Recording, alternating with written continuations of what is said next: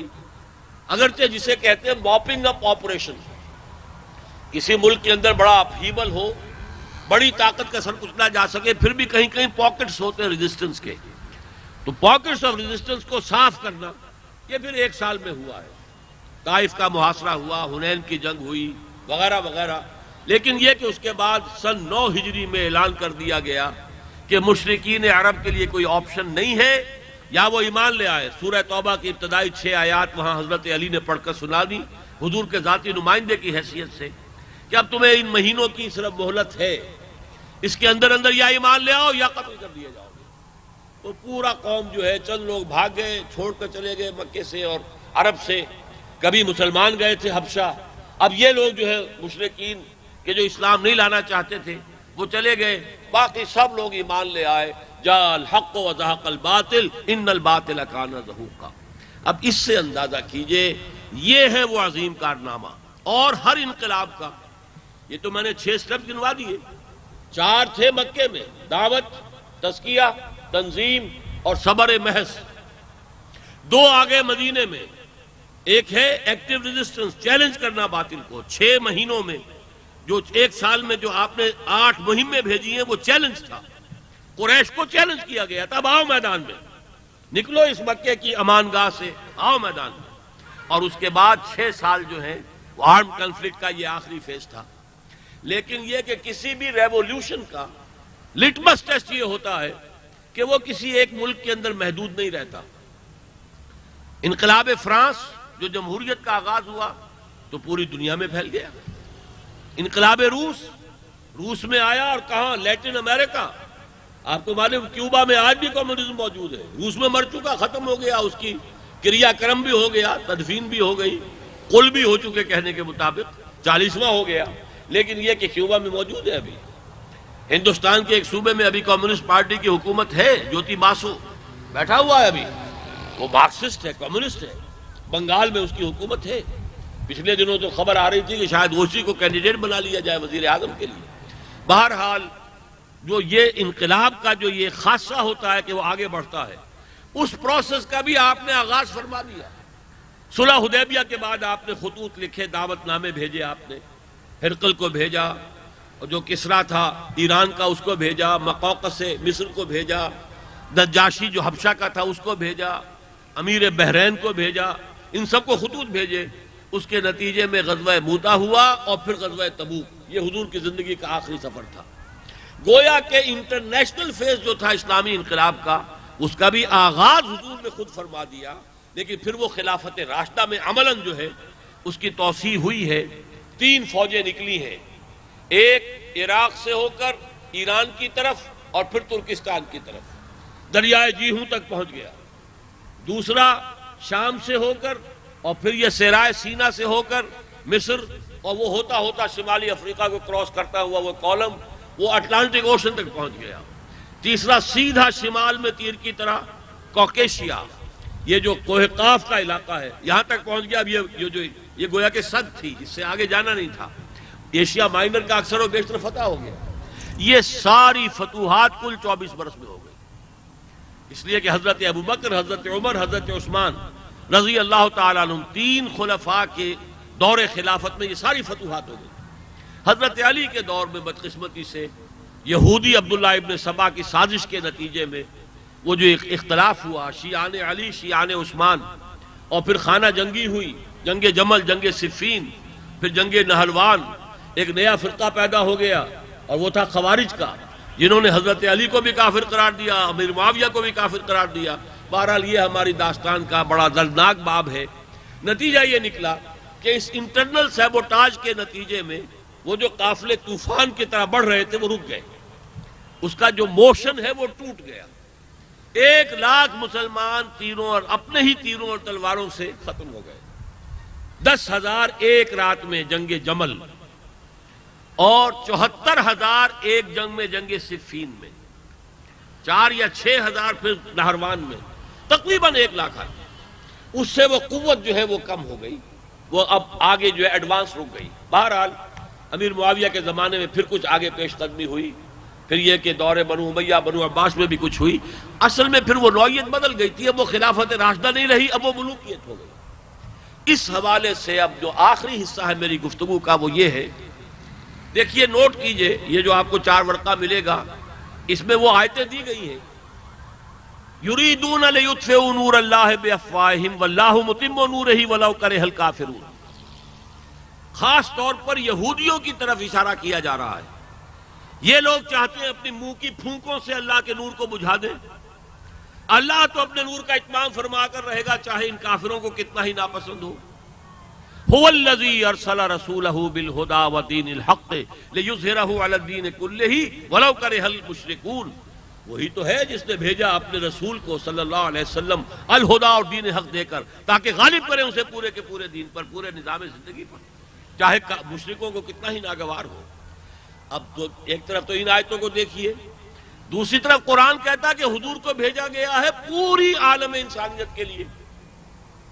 یہ مضمون 3 دفعہ آیا، هو الذی ارسل رسولہ بالہدی ودین الحق لیظہرہ علی الدین کلہ، سورہ توبہ میں، سورہ صف میں، سورہ فتح میں 3 مرتبہ، اور 5 مرتبہ فرمایا کہ کل عالم انسانی کے لیے آپ بھیجے گئے ہیں، وما ارسلناک الا کافۃ للناس بشیرا ونذیرا۔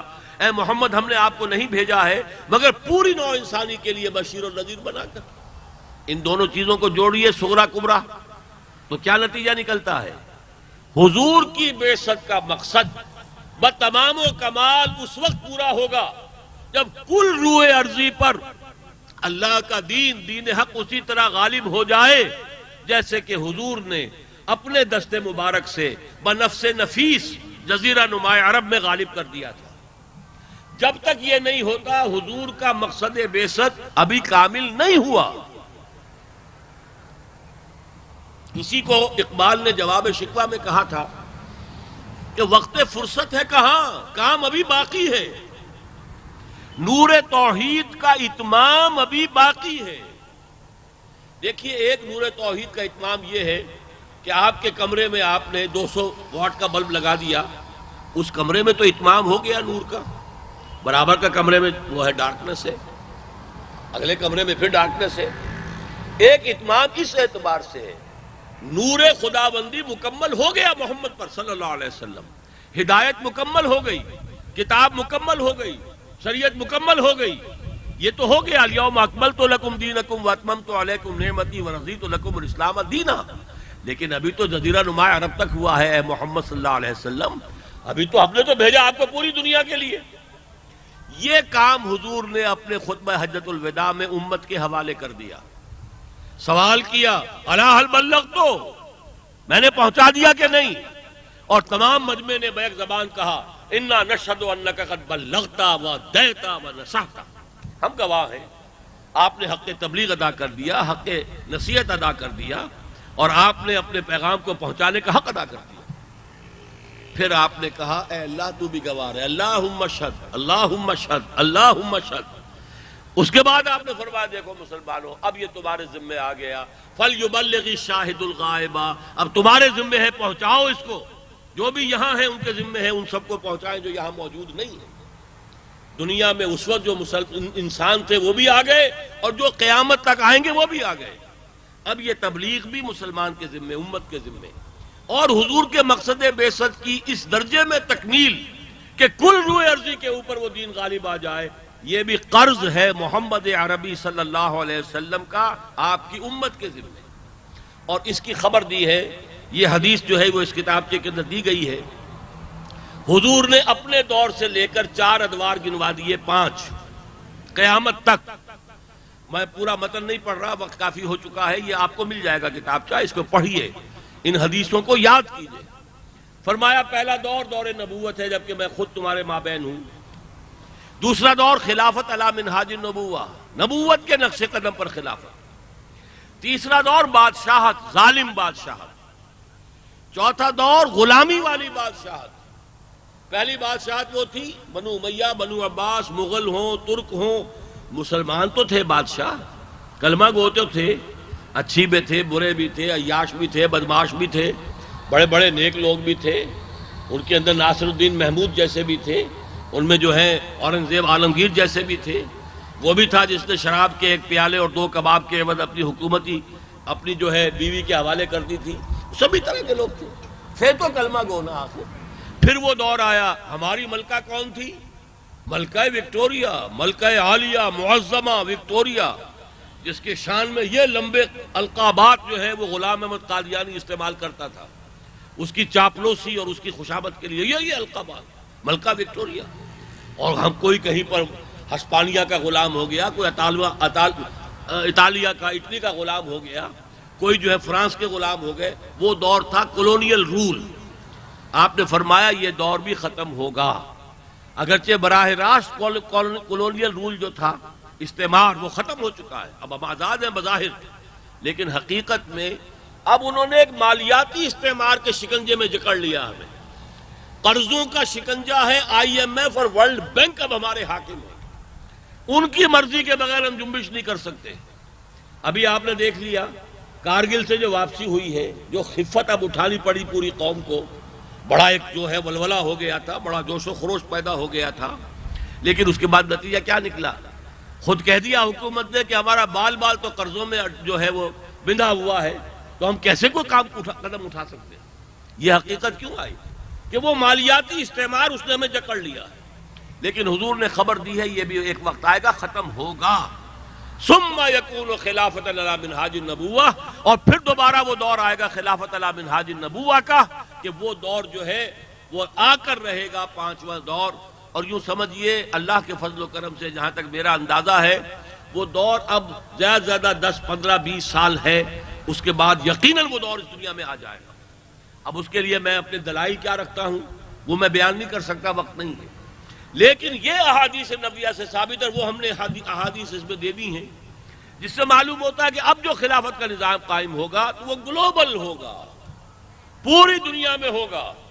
ظاہر بات ہے شروع تو کہیں ایک جگہ سے ہوگا، لیکن پھر پھیلے گا، دائیں بائیں پھیلے گا، شمال اور جنوباً پھیلے گا، شرق غرباً پھیلے گا، اور پھیل کر کل روئے ارضی کو، کل کرۂ ارضی کو جو ہے وہ اپنے آغوش میں لے لے گا، آغوش رحمت۔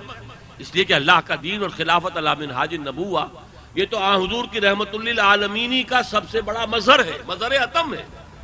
اس کے لیے حدیث دیکھی، حضرت ثوبان نے فرمایا، یہ حضور کے ایک آزاد کردہ غلام تھے رضی اللہ تعالی عنہ، اور یہ مسلم شریف کی روایت ہے، یہ صحیحین کی جو روایتیں ہوتی ہیں اب ان کے بارے میں تو کوئی شک و شبہ ہوتا ہی نہیں، سند کے اعتبار سے اتنی مضبوط مسلم شریف کی روایت ہے۔ عن ثوبان رضی اللہ عنہ قال قال رسول اللہ صلی اللہ علیہ وسلم ان اللہ زوالی الارض، حضور نے فرمایا اللہ نے میرے لیے کل زمین کو لپیٹ کر سکیڑ کر مجھے دکھا دیا، فرأیت مشارقها و مغاربها، میں نے اس زمین کے، اس کرۂ ارضی کے سارے مشرق بھی دیکھ لیے، سارے مغرب بھی دیکھ لیے۔ اب یہ اللہ نے کیسے دکھایا وہ اللہ جانے، اللہ کا رسول جانے، ہم نہیں جان سکتے۔ اللہ کے پاس کیسے حضور رات گزارتے تھے ہم نہیں جان سکتے، آپ نے فرمایا ہے ہم نے مان لیا ہے۔ اللہ کیسے کھلاتا تھا، کیا پلاتا تھا، ہمیں کیا معلوم۔ اللہ نے زمین پوری کیسے دکھا دی محمد کو صلی اللہ علیہ وسلم، ہمیں کیا معلوم، دکھا دی۔ اور آپ نے سارے مشرق دیکھ لیے، سارے مغرب دیکھ لیے۔ فرمایا ان امتی سیبلغ ملکہا ما زوی لی منہا، کان کھول کر سن لو، میری امت کی حکومت ان تمام علاقوں پر قائم ہو کر رہے گی جو مجھے زمین کو سکیڑ کر یا لپیٹ کر دکھا دیے گئے۔ ایک اور حدیث بھی حضرت مقداد ابن الاسود سے ہے، وہ بہت ہی عظیم حدیث ہے مسند احمد ابن حنبل کی، لیکن وہ جو آپ کو مل جائے گا یہ 4 ورقہ، اس میں دیکھیے گا اس کیفیت کا نقشہ علامہ اقبال نے کھینچا ہے اپنے اشعار میں۔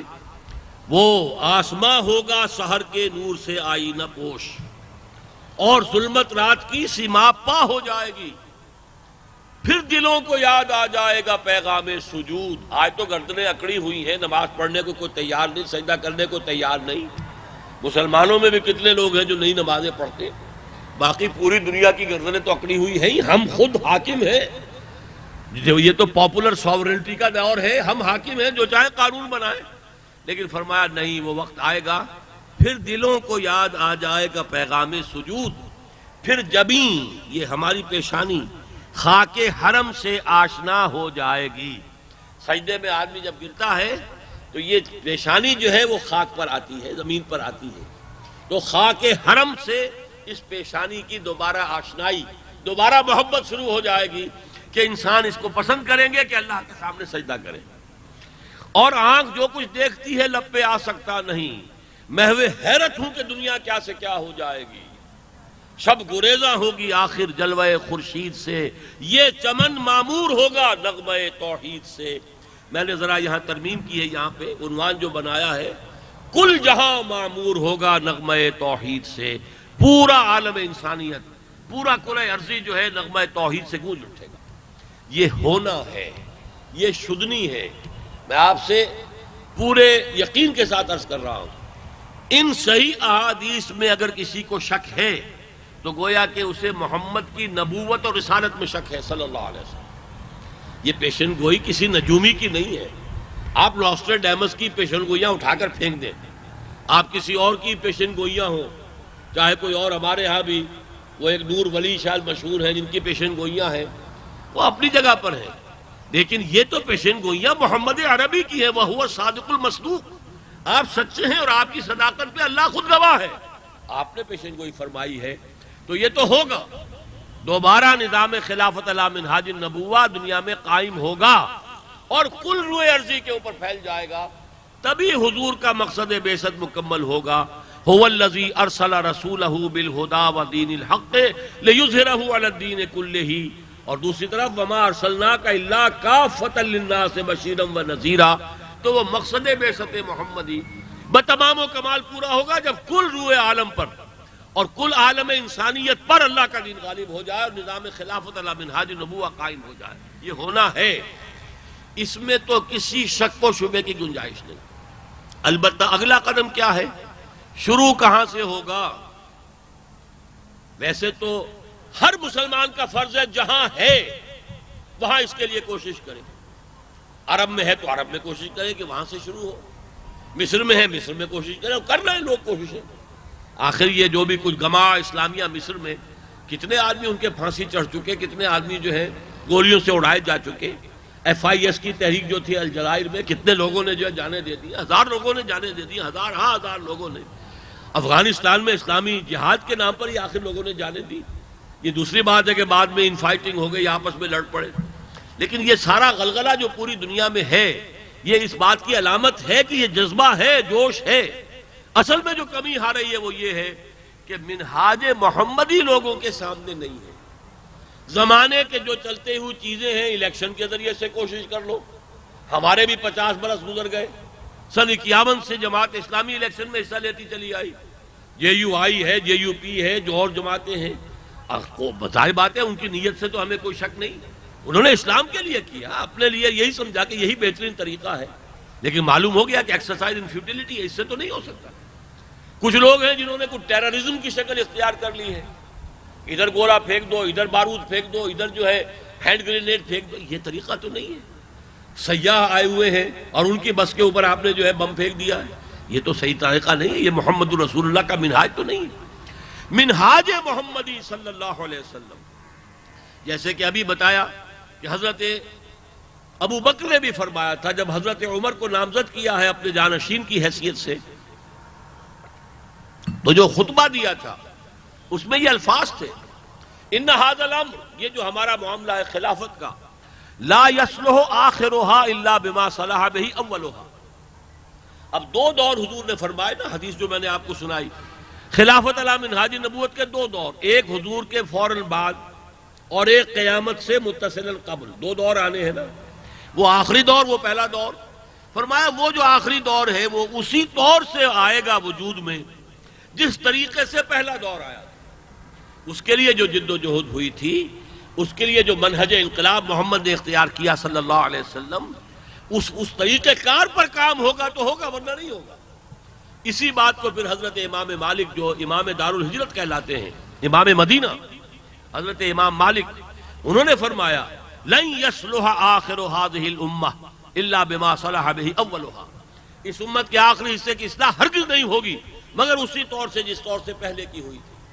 تو ہمارا کام کیا ہے؟ جو مسلمان جہاں ہے، اگر وہ اپنے آپ کو واقعی سچا امتی سمجھتا ہے محمد کا صلی اللہ علیہ وسلم، وہ اپنا فرض عین سمجھے کہ حضور کے مقصد بعثت کی تکمیل کے لیے اپنی زندگی وقف کرے۔ ان صلاتی و نسکی و محیایا و مماتی للہ رب العالمین۔ البتہ عملاً کہاں سے ہوگا؟ ظاہر بات ہے ایک جگہ سے ہوگا. پوری دنیا میں حضور کے دستے مبارک سے نہیں ہو سکا تو آج کیسے ہو جائے گا؟ حضور کے ذریعے بھی ایک ملک میں انقلاب آیا، پھر بعد میں پھیلا. یہی اب ہوگا، پہلے کسی ایک خطے ارضی میں آئے گا اور پھر وہ پھیلے گا. اس کے لیے میں صرف انڈیکیشنز دے سکتا ہوں. مجھے وثوق ہے، مجھے گمان غالب ہے، یقین کا لفظ استعمال نہیں کر رہا، کہ یہی خطہ پاکستان کا اور اس سے ملحق افغانستان، یہ دونوں انشاءاللہ ایک ہوں گے، مل کر ایک ہوں گے. میری یہ تجویز قائم ہے، کئی دفعہ پیش کر چکا ہوں. کانفیڈریشن ہونا چاہیے طالبان کے افغانستان میں اور پاکستان میں. یہ ایک مل کر ایک ملک بنے. پہلے کنفیڈریشن ہو، اس کے بعد فیڈریشن بھی ہو سکتی ہے. قدم تو اٹھے کوئی، یہاں سے وہ خلافت کا نظام دوبارہ شروع ہوگا. اس کی وجہ کیا ہے؟ 4 صدیوں سے ہندوستان ہی میں مجددین اللہ نے اٹھائے. ختم نبوت کے بعد سب سے بڑا منصب مجدد، 1000 برس تک سارے مجدد عالم عرب میں پیدا ہوئے. عمر بن عبدالعزیز ہوں، امام ابو حنیفہ، امام شافعی، امام مالک، امام احمد ابن حنبل، شیخ عبد القادر جیلانی، امام ابن تیمیہ، امام غزالی، کہاں پیدا ہوئے؟ سب کے سب مجدد وہاں پیدا ہو رہے ہیں. لیکن 11ویں صدی کا مجدد اعظم شیخ احمد سرہندی، مجدد الفسانی ہندوستان میں. 12ویں صدی کا مجدد اعظم شاہ ولی اللہ دہلوی ہندوستان میں. 13ویں صدی کا مجدد اعظم سید احمد بریلوی ہندوستان میں. 14ویں صدی کا میرے نزدیک جو مجدد اعظم تھے وہ شیخ الہند تھے، مولانا محمود حسن، جنہیں انگریز نے گرفتار کر کے مالٹا میں رکھا ہے، ہندوستان میں نہیں رکھا. اسیر مالٹا مشہور ہے، وہ مجاہد حریت. کیوں رکھا اتنی دور؟ اقبال کا ایک شعر ہے جو نقشہ کھینچتا ہے کہ اقبال کے نفس سے ہے لالے کی آگ تیز، ایسے غزل سرا کو چمن سے نکال دو. تو کہیں ایسا نہ ہو کہ جیل کی اونچی اونچی دیواروں سے باہر بھی شیخ الہند کا جو سانس ہے، ان کا تنفس جو ہے، اس کے اثرات باہر آ جائیں اور ایک آگ لگ جائے. وہ ریشمی رومال کی تحریک جو شروع کی تھی، یہ دوسری بات ہے، اللہ کی مرضی. جیسے بہت سے انبیاء جو ہیں، ان کے جو پلانز تھے دنیاوی اعتبار سے نہیں پورے ہو سکے، ایسے ان کا بھی نہیں ہو سکا. لیکن 14ویں صدی کے مجدد اعظم میرے نزدیک شیخ الہند. پھر جتنی عظیم شخصیتیں مزید 14ویں صدی میں پیدا ہوئی ہیں ہندوستان میں، علامہ اقبال جیسا مفکر، مولانا مودودی جیسا مصنف، مولانا الیاس جیسا مبلغ، پوری دنیا میں مجھے دکھا دیجئے. تو آخر کوئی تو حکمت ہے نا اللہ کی. اس مشیت میں اس کی لمبی سکیم ہوتی ہے، تدبیر ہوتی ہے. یدبر الامر من السماء الى الارض ثم یعرج الیہ فی یوم کان مقدارہ 1000 سنۃ مما تعدون. 1000 سال کا اللہ کا ایک دن ہے، منصوبہ بندی 1000 سال کی ہوتی ہے. تو ہم تو اب 15ویں صدی میں آ گئے ہیں نا، تو گویا کہ الف ثانی کی 4 صدیاں ختم ہو گئیں، 5ویں صدی میں ہیں. تو انشاءاللہ یہاں سے اور جتنا بڑا اسلامی جہاد جو ہوا ہے، ظاہر بات ہے، دیکھیے افغانوں کے بارے میں ہم کہہ سکتے ہیں ان کے لیے تو آزادی کا جہاد تھا، جہاد حریت تھا، ٹھیک ہے. سوڈانی جو وہاں آئے تھے وہ کائے کے لیے آئے تھے، مصری جو آئے تھے وہ کائے کے لیے آئے تھے، الجزائری جو آئے تھے وہ کائے کے لیے آئے تھے. سعودی عرب کا نوجوان اپنے ہاں کے سارے عیش چھوڑ کر جو آ کر شہید ہو رہا ہے افغانستان میں، وہ کائے کے لیے آیا تھا. پاکستان سے کتنے لوگ گئے اور جامع شہادت نوش کر لیا افغانستان میں، وہ کائے کے لیے گئے تھے؟ وہ افغانستان کی آزادی کے لیے گئے تھے یا اللہ کے کلمے کی بلندی کے لیے گئے تھے؟ جتنا خون خاص طور پر افغانستان جنگ کے دوران ان لوگوں کا جو خالصتاً اللہ کے لیے، اللہ کے دین کے لیے گئے ہیں وہاں، آخر یہ رنگ لائے گا نا، رنگ لائے گا کگی ہنا پتھر پہ گھس جانے کے بعد. تو یہ پاکستان جو 4 صدیوں کا جو مجددین کی وراثت علمی ہے، اس کا امین ہے، اس کا وارث ہے. اور یہ افغانستان جس نے اتنے بڑے پیمانے پر جانے دینے کی جو ہے اس تاریخ کے اندر مثال قائم کر دی ہے، امید یہ ہے کہ یہیں سے ہوگا. اشارے بھی ہیں حضور کے، حضور کی 2 حدیثیں جو ہے وہ اسی کتابچے میں موجود ہیں. ایک میں آپ نے فرمایا یخرج ناس من المشرق یؤتون للمہدی یعنی سلطانہ. حضرت مہدی کا ایک تصور ہے اہل تشیع کا کہ جو 1200 برس پہلے جو ان کے 12ویں امام تھے وہ روپوش ہو گئے تھے، اور وہ ابھی تک روپوش ہیں، وہ ظاہر ہو جائیں گے. امام غائب جو ہیں وہ امام حاضر ہوں گے، تو پھر جو ہے انقلاب آئے گا. ہمارا تصور کیا ہے؟ نہیں، وہ جیسے مجددین اور آئے، ایک مجدد ہوں گے، پیدا ہوں گے، اور وہ لیکن البتہ یہ کہ وہ ہوں گے جو عرب میں ایک اسلامی حکومت قائم کریں گے، عدل اور انصاف کا نظام قائم کریں گے۔ یہ ہمارے ہاں بھی ہے، ہماری حدیث کی کتابوں میں موجود ہے۔ لیکن یہ ہے کہ یہ در حقیقت جب بھی وہ آئیں گے، مجدد کی حیثیت سے آئیں گے، تو ان کی مدد کے لیے فوجیں مشرق سے آئیں گی۔ جیسا کہ ہمیں معلوم ہے، عرب قوم بحیثیت مجموعی، خاص طور پر سعودی اور یہ امارات والے، یہ دولت کی فراوانی کی وجہ سے، اپنی عیاشیوں کی وجہ سے یہ قوم کھوکھلی ہو چکی ہے۔ ان کے اندر وہ طاقت نہیں ہے، بلکہ واقعہ یہ ہے کہ تقریباً 750 برس پہلے اللہ نے عربوں کو امت مسلمہ کی قیادت سے معزول کر دیا۔ قرآن مجید ہی میں اللہ نے کہہ دیا تھا، ان تتولوا یستبدل قوما غیرکم، دیکھو اگر تم ہمارے دین کو پیٹھ دکھاؤ گے، عیاشیوں میں پڑ جاؤ گے، اور اگر تم نے دنیاوی عیاشیاں جو ہیں وہ محل بنائے اور عیاشیاں کی، جیسے اور دنیا کے محلات ہوتے ہیں ویسے ہی محل تم نے بنا لیے، کوہ قاف کی ساری پریاں لا کر وہاں پہ کنیزوں کی شکل میں فوجوں کی فوجیں جو ہیں بنا لی، اور رقص و سرود اور شراب نوشی کے بازار گرم کر دیے، تمہیں ہٹائیں گے، کسی اور قوم کو لے آئیں گے۔ 1258 میں سقوط ہوا بغداد کا تاتاریوں کے ہاتھوں، آخری خلیفہ بنو عباس کا مستعصم باللہ اسے محل سے کھینچ کر باہر لائے ہیں، اور ایک اونٹ کی کھال کے اندر لپیٹ کر زمین پہ ڈالا، اور پھر گھوڑوں کے سموں تلے کو چل دیا۔ وہ آخری تھا معاملہ، عربوں کا اقتدار ختم ہوا۔ اس کے بعد وہی تاتاری جن کے ہاتھوں یہ کروڑوں مسلمان قتل ہوئے تھے، اللہ نے انہیں اسلام کی توفیق دے دی، ان کے ہاتھ میں اسلام کا جھنڈا دے دیا۔ ترکان تیموری آ گئے ہندوستان میں، Terken صفوی، Terken Seljuqi, Terken Usmani نے خلافت بھی ان کے ہاں چلی گئی، عظیم ترین مملکت قائم کی تھی، گریٹ آٹومان امپائر۔ تو یہ صورتحال تو گویا کہ مسلمانوں کی امت مسلمہ کی قیادت عربوں سے لے کر اللہ نے ترکوں کو دے دی۔ یہ ایک دفعہ تو واقعہ جو ہے پیدا ہو چکا ہے، اور آپ کو معلوم ہے اس زمانے میں بھی عربوں سے چھینا، کروسیڈرز جو آئے تھے صلیبی، یروشلم جو انہوں نے چھینا مسلمانوں سے، 88 برس تک صلیبیوں کا قبضہ رہا، 1099 عیسوی سے لے کر اور 1187 عیسوی تک 88 لانگ ایئرز عیسائیوں کا قبضہ رہا۔ واپس کس نے لیا؟ عربوں میں دم خم نہیں تھا، واپس لینے والے کون تھے؟ صلاح الدین ایوبی، کرد خون تھا جس نے واپس لیا، عرب نہیں لے سکے۔ آج پھر وہ یروشلم مسلمانوں کے ہاتھوں سے نکلا، اب یہودیوں کا قبضہ ہے۔ 1967 کی جنگ میں، 6 ڈیز وار میں کس نے دیا؟ یہ کھویا کس نے؟ عربوں نے کھویا۔ یہ جنگ کس کے مابین تھی؟ ایک طرف مصر تھا، ایک طرف اردن تھا، ایک طرف شام تھا، اور ایک طرف اسرائیل تھا، انہوں نے کھویا، لیکن یہ عرب اسے واپس نہیں لے سکتے۔ حضور کی دوسری حدیث یہ ہے، یخرج ناس من خراسان، یخرج من خراسان رایات سود لا یردها شیء حتی تنصب بإیلیا، خراسان کے علاقے سے وہ فوجیں چلیں گی سیاہ علم لے کر، کہ جن کا رخ کوئی پھیر نہیں سکے گا، موڑ نہیں سکے گا، یہاں تک کہ ایلیا میں، یروشلم میں جا کر وہ جھنڈے نصب ہو جائیں گے۔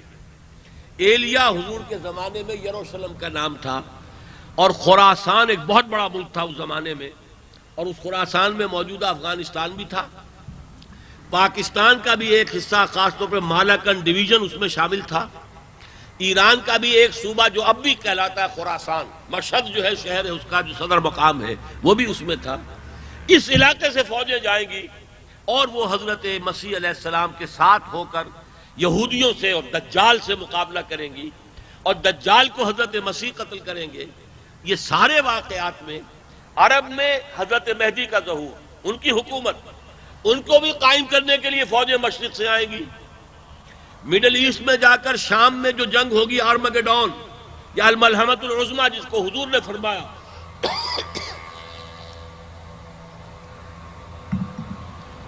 اس میں ایک طرف عرب سے آئیں گے حضرت مہدی، دوسری طرف جو آئیں گے وہ خراسان کے علاقے سے فوجیں آئیں گی، تیسری طرف آسمان سے اتریں گے حضرت مسیح علیہ السلام، اس لیے کہ دجال کے فتنے کا مقابلہ کسی انسان کے بس میں نہیں ہے۔ جو آج ہتھیار ہو گئے ہیں، اور جو اسرائیل کے پاس جن کے انبار جمع ہیں، کتنے ایٹم بم اس کے پاس جمع، اس کا مقابلہ کون کرے گا؟ اس کا مقابلہ تو وہی کرے گا وہی حضرت مسیح علیہ السلام جن کی پوری شخصیت معجزہ ہے، بن باپ کے پیدا ہوئے، عظیم ترین معجزے انہیں دیے گئے، مردہ کو کہا قم باذن اللہ، کھڑا ہو گیا، پرندہ بنایا گارے کا اور پھونک ماری اور اڑتا ہوا پرندہ بن گیا، پھر وہ زندہ آسمان پر اٹھائے گئے۔ یہ سارے معجزے ہیں ان کے، اور حدیث میں آتا ہے کہ جب وہ آئیں گے ان کی نگاہوں میں اتنی تاثیر ہوگی، جہاں تک نگاہ پہنچے گی یہودی پگھلتے چلے جائیں گے۔ معلوم ہوا کوئی بہت بڑا لیزر اللہ تعالیٰ نے ان کی نگاہوں میں فٹ کر کے اب بھیجے گا، اسی کے مقابلہ تو پھر اسی سے ہوگا، اور یہودیوں کا لیڈر دجال جو ہوگا مقام لد پر اسے قتل کریں گے، اور لڈا جو ہے اس وقت ان کا سب سے بڑا ایئر بیس ہے۔ یہ ساری باتیں جو ہیں احادیث میں موجود ہیں، لیکن یہ میں بتا رہا ہوں کہ خراسان سے فوجیں چلے گی۔ اس سے ہی اندازہ ہوتا ہے، ایک طرف 400 برس کا مجددین کا معاملہ، دوسری طرف حضور کی یہ احادیث پیشن گوئیوں کی شکل میں انشاءاللہ اسی علاقے سے وہ کام شروع ہوگا۔ اور بلکہ یہاں تک بھی بتا دوں کہ اس علاقے سے جب شروع ہوگا تو فوجیں دو چلیں گی یہاں سے بیک وقت، ایک مشرق کی طرف جو ہندوستان کو فتح کرے گی۔ آج جو ہمارا حال ہو چکا ہے، گویا کہ ہم نے قومی سطح پر مان لیا ہے کہ ہم ہندوستان سے لڑ نہیں سکتے، وہ تنتنا دبدبا، وہ ہمارا جو تھا ٹھسا، ہم برابر کی چوٹ ہیں اور یہ ہے اور وہ ہے، سب ختم ہوا۔ پہلے ہی ایسی کون سی تھی اپنی آبرو پر شب کی منتوں نے تو کھو دی رہی صحیح، وہ جو ہے وہ سارا معاملہ ختم ہوا، غبارے میں سے ہوا نکل گئی، صاف کہہ دیا ہم نہیں لڑ سکتے، بھارت سے جنگ نہیں کر سکتے۔ لیکن ایک وقت آئے گا بھارت کو فتح کیا جائے گا، یہ خبر دی ہے محمد رسول اللہ صلی اللہ علیہ وسلم۔ اس لیے کہ یہ ہمارا لاس دارالاسلام ہے۔ یہودی اگر 2000 سال کے بعد آ کر کہہ رہے ہیں کہ یہ ملک ہمارا ہے، یہ نکال دیے گئے تھے سن 70 عیسوی میں نکال دیے گئے تھے، سن 70 عیسوی سے لے کر، اور یہ سن 1900 کے اندر پھر دوبارہ انہیں آنے کی مدد ملی ہے 1917 میں، تو کیا معنی ہوئے 1800 برس تک یہ اس ملک سے ملک بدر رہے، باہر رہے، اور پھر بھی انہوں نے کلیم کیا کہ یہ تو ہمارا ملک ہے۔ تو ہمارا تو ابھی صرف 200 برس پہلے ہمارا ہندوستان پورا مسلمانوں کا تھا، ہماری حکومت تھی یہاں پر، ہم سے آگے انگریز نے چھینا تھا، تو وہ یقیناً وہ دارالاسلام تھا۔ اس دارالاسلام کو ریکلیم کرنا یہ تو ہمارا فرض منصبی ہے۔ اور حضور نے خبر دی ایک حدیث کے اندر، فرمایا، اور یہ بھی اس کے بھی راوی حضرت ثوبان ہی ہے، قال رسول اللہ صلی اللہ علیہ وسلم عصابتان من امتی احرزہم اللہ من النار، میری امت کے دو لشکر ایسے ہیں جن کو اللہ تعالیٰ نے آگ سے نجات دے دی، یہی دے دی، دنیا ہی میں دے دی، بشارت ہوگی ان کے لیے جہنم میں داخلے کا کوئی سوال نہیں۔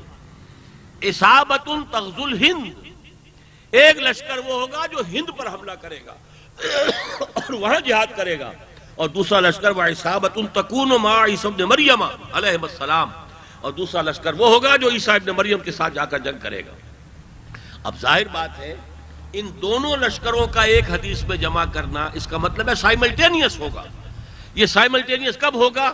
جب اس علاقے میں نظام خلافت علی منہاج النبوت قائم ہو جائے، اور پھر یہاں سے مشرق اور مغرب کی طرف، جیسے حضور کے زمانے میں میں نے بتایا 3 کالم نکلے، مشرق مغرب شمال، ایسے ہی یہاں سے فوجیں چلیں گی انشاءاللہ، اور ایک تغزو الہند اور دوسرا تکون مع عیسی ابن مریم، جو دجال کے مقابلے کے لیے اتارے جائیں گے۔ یہ خبریں ہیں محمد رسول اللہ کی۔ اب یہ تو ہونا ہے، دیکھیے جیسے حضور کے زمانے میں اللہ نے بھیجا تھا اپنے نبی کو کہ آپ کے ذریعے سے دین کو غالب کرنا ہے، وہ تو ہو گیا غالب۔ سرخرو وہ ہو گئے جنہوں نے اس غلبے کی جد و جہد میں جانیں دے دی، قربانیاں دی، تن من دھن لگا دیا، وہ کامیاب ہو گئے۔ ایسے بھی تو لوگ تھے جو اسی زمانے میں موجود تھے، بدبخت رہے۔ بدبختی کے مختلف گریڈز ہیں۔ ایک گریڈ جو ہے وہ ابو جہل کا اور ابو لہب کا ہے، وہ ایمان ہی نہیں لائے۔ دوسرا گریڈ ان منافقین کا ہے کہ کہنے کو تو ایمان والے تھے، حقیقت میں وہ ایمان حقیقی سے محروم تھے، وہ بھی بدبخت رہ گئے۔ ان کے لیے تو بلکہ فرمایا گیا کہ ان المنافقین فی الدرک الاسفل من النار، وہ تو آگ کے سب سے نچلے طبقے میں ہوں گے۔ تو بد نصیب ترین انسان اس وقت بھی تھے، اور خوش نصیب ترین انسان بھی تھے جنہوں نے بعثت محمدی کے مقصد کی تکمیل کے لیے جانیں لگا دیں، تن من دھن لگا دیا، سرخرو ہو گئے۔ دنیا اور آخرت میں ان کے لیے کامیابیاں ہی کامیابی ہے۔ جن لوگوں نے یہ نہیں کیا محروم رہ گئے۔ آج بھی یہ مقصد تو ہوگا، میں نہیں کروں گا، اللہ کسی اور سے کرائے گا۔ آپ نہیں کریں گے کوئی اور کرے گا. ہوگا، ہونا ہے، جس کی خبر دی محمد الرسول اللہ صلی اللہ علیہ وسلم نے، وہ اٹل ہے، وہ شدنی ہے. لیکن یہ ہے کہ کون ہے وہ خوش نصیب جو اس کے لیے اپنے آپ کو وقف کرے، جو کہے ان صلاتی و نسکی و محیایا و مماتی للہ رب العالمین، جو اپنی زندگیوں کو وقف کرے، جو ایک نظم میں آنے کے لیے تیار ہوں، بیعت کی بنیاد پر ایک تنظیم میں شامل ہوں، جو ایمان کو اپنے دلوں کے اندر اتارے بذریعہ قرآن، منظم ہو. اور جب طاقت جمع ہو جائے گی تو پھر ہم کوئی انقلابی قدم بھی اٹھائیں گے.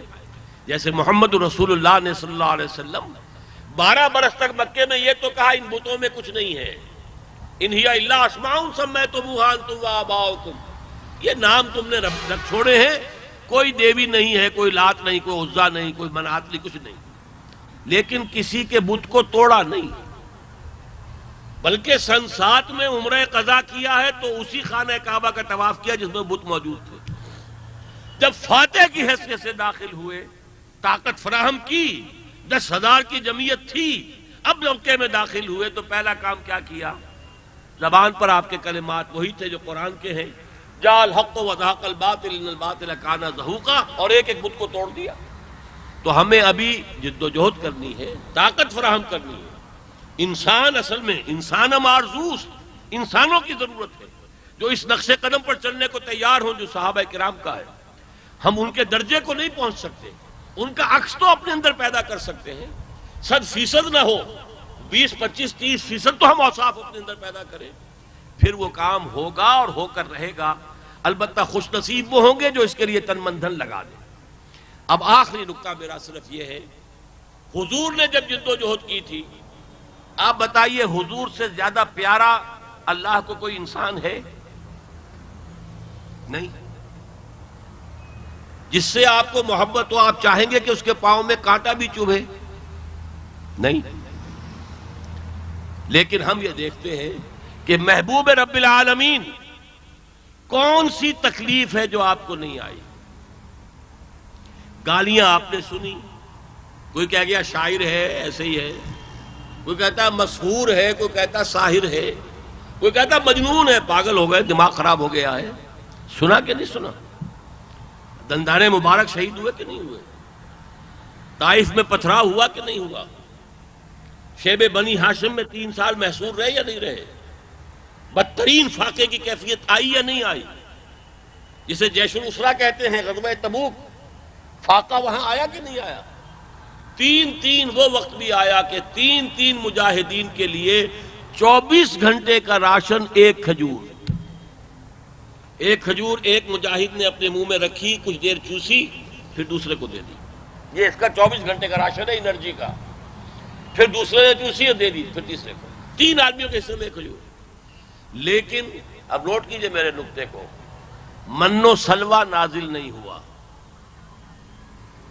کیا یہودی زیادہ پیارے تھے کہ ان کی بھوک کے لیے اللہ نے من و سلوہ اتار دیے؟ بٹیروں کی خوراک مل رہی ہے، غول کے غول، جھنڈ کے جھنڈ آ رہے ہیں، آسانی سے پکڑ رہے ہیں، بھون بھون کر کھا رہے ہیں. پانی کی بات ہوئی تو ایک ضرب سے اور 12 چشمے، فنفجرت منہ اثنتا عشرۃ عینا. پیاس ہے تو 12 چشمے، بھوک ہے تو من و سلوہ، دھوپ ہے تو اوپر صاحبان بادلوں کا. ظل اللہ علیکم الغمام وانزلنا علیکم المن والسلوى. لیکن صحابہ کی اس جد و جہد میں آپ کو ایسی کوئی شے نظر نہیں آئے گی. خالص انسانی جد و جہد پر یہ کام ہوا ہے. دیکھیے جیسے تمام انبیاء اور رسل نقطۂ عروج نبوت و رسالت محمدی صلی اللہ علیہ وسلم، آپ کے دست مبارک سے انقلاب آیا. نہ حضرت ابراہیم، نہ حضرت نوح، نہ حضرت ہود، نہ حضرت صالح، نہ حضرت موسیٰ، نہ حضرت عیسیٰ. اسی طرح انسانیت معراج پر پہنچی محمد کے ذریعے. کیوں؟ انسانی جد و جہد کے ذریعے سے یہ کارنامہ کر کے دکھایا. معجزوں کی مدد سے ہو تو معجزہ تو قدرت خداوندی کا ظہور ہے، اس میں آپ کا کیا کمال ہے؟ معجزہ ہے، ایک لاٹھی پڑی دریا پھٹ گیا تو کس کی قوت سے پڑا؟ وہ تو اللہ کی قوت ہے. ایک لاٹھی پڑی اور 12 جو ہے چشمے نکل بہے، کس نے؟ اللہ کی قدرت ہے. معجزہ تو قدرت خداوندی سے ہوتا ہے. اس میں کسی انسان کا کوئی کمال نہیں. لیکن یہاں کیا ہوا؟ معجزہ کوئی نہیں. معجزہ تو قرآن ہے، حضور کا سب سے بڑا معجزہ قرآن ہے. لیکن انسانی سطح پر جد و جہد کی، جیسے میں نے بتایا تھا کہ آئندہ دور میں پھر یہ جد و جہد ہونی ہے، اس لیے آپ نے بیعت کا نظام دیا، ورنہ آپ کو کوئی ضرورت نہیں تھی بیعت لینے کی. آپ تو اللہ کے رسول تھے، جو ایمان لے آیا اسے آپ کی بات ماننی ہے، اطاعت کرنی ہے، کوئی اس سے کوئی مفر ممکن ہی نہیں ہے. وما ارسلنا من رسول الا لیطاع باذن اللہ، ہم نے کوئی رسول نہیں بھیجا مگر اسی لیے کہ اس کی اطاعت کی جائے.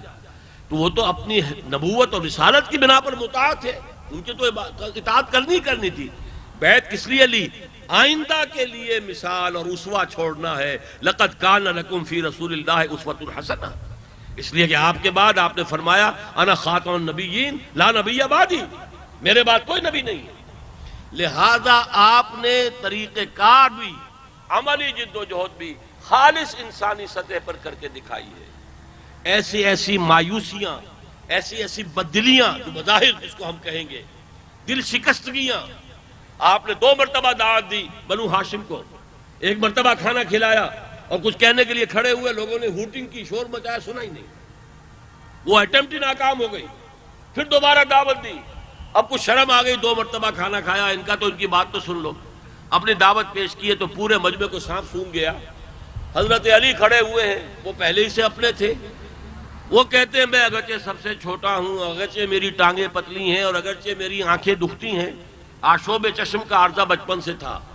وہ ککرے جنہیں ہم کہتے ہیں غالباً وہ تکلیف تھی حضرت علی کو، اس لیے کہ بعض مواقع پر جنگ کی حالت میں بھی آپ کی آنکھیں دکھ رہی تھی تو حضور نے اپنا لعاب دہن لگایا تھا جس سے کہ آپ کی وہ آنکھ ٹھیک ہوئی، تب آپ نے جہاد میں حصہ لیا. تو یہ گویا کہ کوئی پرانا مرض تھا انہیں، ٹرکوما جسے آج کل کہتے ہیں. تو اگرچہ میری آنکھیں دکھتی ہیں، اگرچہ میری ٹانگیں پتلی ہیں، اگرچہ میں سب سے چھوٹا ہوں، لیکن میں آپ کا ساتھ دوں گا. اور پورا مجمع کھلکھلا کے ہنس پڑا. پہلا جلسہ کیا ہے، وہاں صباحا کوہ صفا پر کھڑے ہو کر نعرہ لگایا ہے، لوگ آ گئے ہیں، اپنی بات پیش کی ہے تو سگے چچا نے کہا ہے تبًا لک لہذا جماعتنا، ہلاکت ہے تمہارے لیے، تم نے ہمیں اس کام کے لیے بلایا تھا. کیسی ناکامیاں ہو رہی ہیں، کوئی آپ کی کوشش جو ہے کامیاب نہیں ہو رہی. 10 برس میں بمشکل 125 آدمی. ذرا تصور کیجئے، محمد جیسا انسان صلی اللہ علیہ وسلم، انسانیت کے معراج پر فائز، اخلاق عالیہ کی چوٹی کے اوپر کھڑی ہوئی شخصیت، انک لعلی خلق عظیم. پھر یہ کہ محمد جیسا نبی، رسول، داعی، مربی، مزکی، اور 10 سال کی محنت شاقہ کا حاصل کل 125 افراد. میں تفصیل میں نہیں جا سکتا، یہ تو منہج انقلاب نبوی سے دیکھیے. سن 10 نبوی کو حضور نے عام الحزن قرار دیا. یہ ہمارے لیے سخت صدمے کا سال ہے. حضرت خدیجہ کا انتقال ہو گیا، گھر میں ایک دلجوئی کرنے والی وفادار بیوی تھی، وہ بھی گئی. چچا تھا جو سہارا بنا ہوا تھا بنو ہاشم کے، پروٹیکشن حاصل تھی دنیاوی اعتبار سے، وہ بھی گئے. ابو طالب کا انتقال ہو گیا. اب مکے میں نہیں رہ سکتے، طائف گئے ہیں تو وہاں پتھراؤ ہوا ہے، لہو لہان جسم لے کر واپس آئے ہیں. اب مکے میں داخل نہیں ہو سکتے. ایک مشرک اور کافر کی امان لے کر مکے میں داخل ہوئے. 10ویں سال تو یہ حال ہے، لیکن پھر اللہ نے دروازہ کھولا. اسی سال جو ہے 6 آدمی مدینے کے ایمان لے آئے، خزرج کے تھے. اگلے سال 12 ہو گئے، پہلی بیعت ہو گئی، بیعت عقبہ اولا. اگلے سال 75 ہو کر آ گئے. حضور کا قدم مبارک پہنچا بھی نہیں، اور وہ مدینہ جو ہے وہ یثرب سے دارالہجرت بن گیا. دعوت دی آئی ہے ہمارے ہاں آپ، اور ہجرت ہو گئی. پھر جو اللہ نے پے بپے کامیابیاں دی ہیں، تو اس میں یہ ہے کہ شروع میں بہت صبر آزما محنت کرنی پڑتی ہے، بڑی مشقت جس کے نتائج کوئی ظاہر نہیں ہوتے. معلوم ہوتا ہے کہ ہماری آواز صدا بصیرہ ثابت ہو رہی ہے، معلوم ہو رہا ہے کہ ہماری ساری کوشش جو ہے بے نتیجہ ہے، کوئی اس کا حاصل نہیں. لیکن یہ لیٹنٹ ہیٹ فینومینن ہے جس کو فزکس میں کہتے ہیں، کہ جب کسی شے کی اندر انقلاب آنا ہوتا ہے، برف سے پانی بننا، ایک ماہیت تبدیل ہو جائے گی. پہلے وہ سالڈ ہے برف، اب وہ لکوڈ بننا ہے، تو جو ہیٹ اس میں جائے گی وہ تھرمامیٹر شو نہیں کر سکتا. اسی طرح جب پانی جو ہے بھاپ بنتا ہے تو بہت سی ہیٹ اندر جاتی ہے، تھرمامیٹر شو نہیں کر سکتا. یہ لیٹنٹ ہیٹ فینومینا ہے. انقلابی عمل کے اندر بہت سی محنت، بہت مشقت، بہت جد و جہد، بہت ان پٹ جو ہوتا ہے انرجی کا اور ٹائم کا، بظاہر وہ بے نتیجہ رہتا ہے، لیکن پھر اچانک صورتحال بدلتی ہے۔ تو ہمیں جد و جہد کرنی ہے، کوشش کرنی ہے، انسانی سطح پر کر کے حضور نے ہمارے لیے نمونہ رکھا ہوا ہے، لقد کان لکم فی رسول اللہ اسوۃ حسنہ۔ اب یہ ہے کہ اگر محمد سے وفا ہے کہ محمد سے وفا تو نے تو ہم تیرے ہیں، یہ جہاں چیز ہے کیا لوح و قلم تیرے ہیں، لیکن آخری جملہ کہہ رہا ہوں، حضور کی عظمت، اصل عظمت کے ظہور کا دن وہ ہوگا جس دن کے کل روئے ارضی پر آپ کا لایا ہوا دین حق غالب ہو جائے گا، تب بعثت محمدی کا مقصد مکمل ہوگا، اور تب حضور کی اصل عظمت کا بتمام و کمال ظہور ہو جائے گا، اور جاء الحق وزهق الباطل وکان ان الباطل کان زہوقا، اس کا نقشہ کسی ایک ملک میں نہیں، کل روئے ارضی پر پھیل جائے گا۔ اب ضرورت اس بات کی ہے کہ ہم اس کے لیے سوچیں، غور کریں۔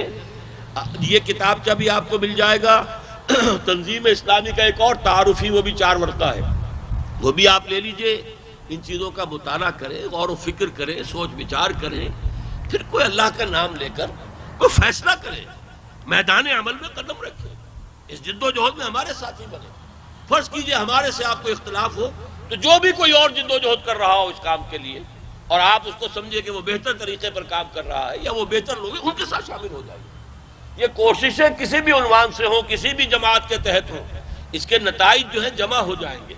یہ ساری چیزیں بالآخر نتیجہ خیز ہوں گی جمع ہو کر، جیسے کہ سورہ شورا کی آیت نمبر 15 میں فرمایا، اللہ ربنا و ربکم، ہم تمام مذہبی جماعتوں سے یہ کہتے ہیں، اگرچہ ہم نے ایک دعوت بھی دی ہے، منہاج محمدی کانفرنس آپ کے یہاں بھی کی تھی، غالباً وہ 14 تاریخ تھی مارچ کی، تو یہ کہ ہم دوسری جماعتوں کو دعوت دے رہے ہیں، ایک متحدہ اسلامی انقلابی محاذ بن بھی گیا ہے، اگرچہ اس میں 4 چھوٹی جماعتیں ابھی آئی ہیں، لیکن پھر بھی یہ ہے کہ ہمارا جو کام ہے وہ تو یہ ہے کہ ہم دعوت دے رہے ہیں، آپ کو اگر ہم پر اعتماد ہے ہمارے ساتھ آ جائے، کسی اور پر ہے اس پر چلے جائیں، فارغ نہ رہیں، خالی نہ رہیں، کسی جماعت کے بغیر زندگی بسر نہ کریں۔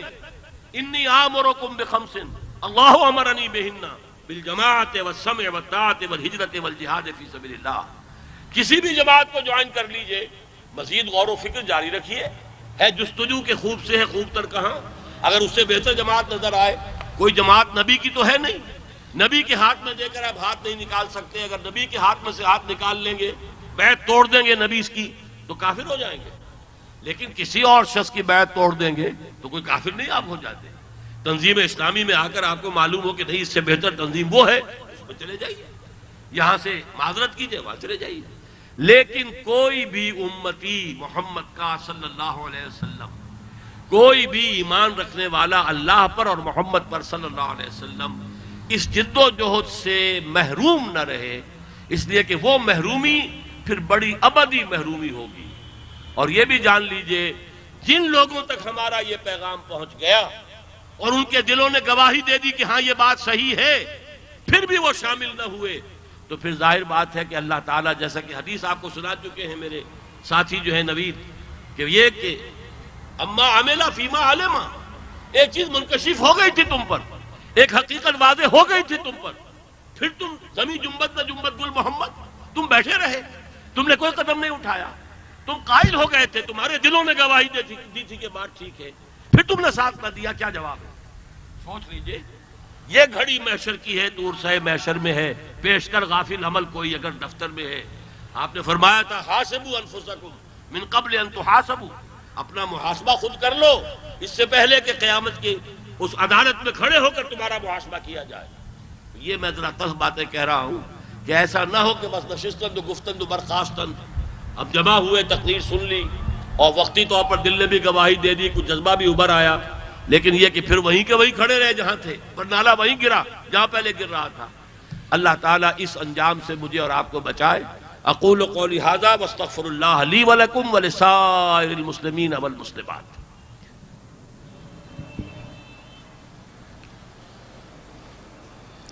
نکلی تو لب اقبال سے ہے، کیا جانے کس کی ہے یہ صدا، پیغام سکون پہنچا بھی گئی، دل محفل کا تڑپا بھی گئی۔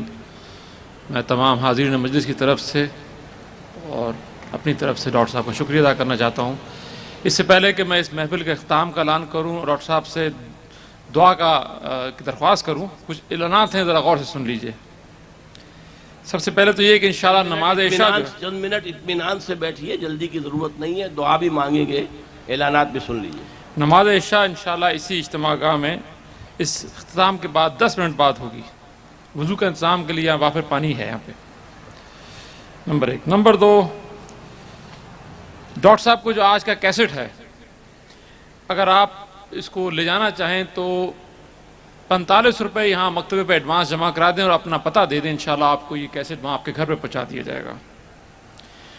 قرآن اکیڈمی سے جو رفقا آئے ہوئے ہیں وہ پروگرام کے مطابق فوراً اس پروگرام کے بعد اپنی بس میں بیٹھ جائیں اور نماز عشاء اکیڈمی میں جا کے ادا کریں۔ اس کے علاوہ ایک اور درخواست ہے جناب ہماری عارف سبحان صاحب کی طرف سے، تنظیم اسلامی کے جو جوان رفقا ہیں، کہ وہ نماز کے بعد اجتماع گاہ کو سمیٹنے کے لیے یہیں رہیں۔ ڈاکٹر صاحب اب آپ سے درخواست ہے کہ اجتماعی دعا فرمائیں۔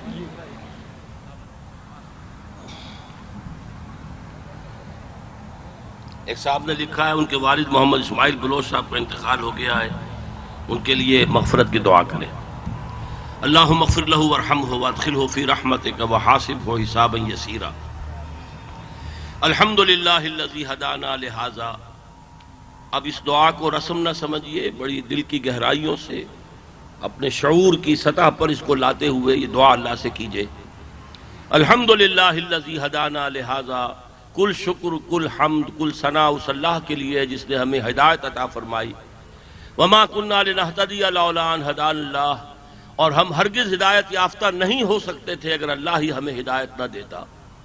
اگر آج کوئی ہدایت کے اندر کوئی اضافہ ہوا ہو، کوئی بات نہیں آئی ہو، تو قلب کی گہرائی سے اس پر اللہ کا شکر ادا کیجئے۔ پھر دعا کیجئے، ربنا لا تزغ قلوبنا بعد اذ ہدیتنا، اے رب ہمارے جو ہدایت تو نے ہمیں عطا کی ہے اب اس پر استقامت عطا فرما۔ اے اللہ اب ہمارے دلوں کو کج نہ ہونے دے۔ اے اللہ تیرے نبی نے بتایا ہے کہ تمام انسانوں کے دل تیری 2 انگلیوں کے مابین ہیں، تو جدھر چاہتا ہے پھیر دیتا ہے۔ اے اللہ ہمارے دلوں کو ایمان کی طرف، تقوی کی طرف، جوش جہاد کی طرف، ذوق شہادت کی طرف پھیر دے۔ اللہم وفقنا لما تحب و ترضى، اے اللہ ہمیں ہر اس بات کی توفیق عطا فرما جس سے تو راضی ہوتا ہے، جو تجھے پسند ہے۔ اللہم وفقنا نجاہد فی سبیلک باموالنا وانفسنا، اے اللہ ہمیں توفیق دے تیری راہ میں جان اور مال سے جہاد کریں۔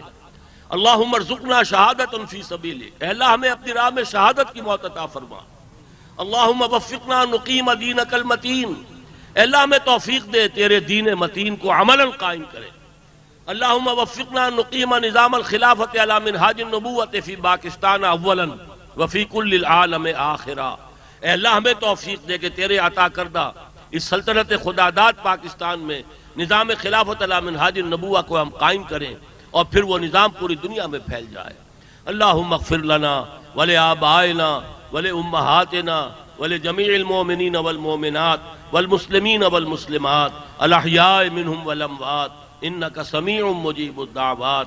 اللہم اشف مرضانا مرضى المؤمنین والمؤمنات والمسلمین والمسلمات، وصلی اللہ تعالی علی خیر خلقہ محمد وآلہ واصحابہ اجمعین برحمتک یا ارحم الراحمین۔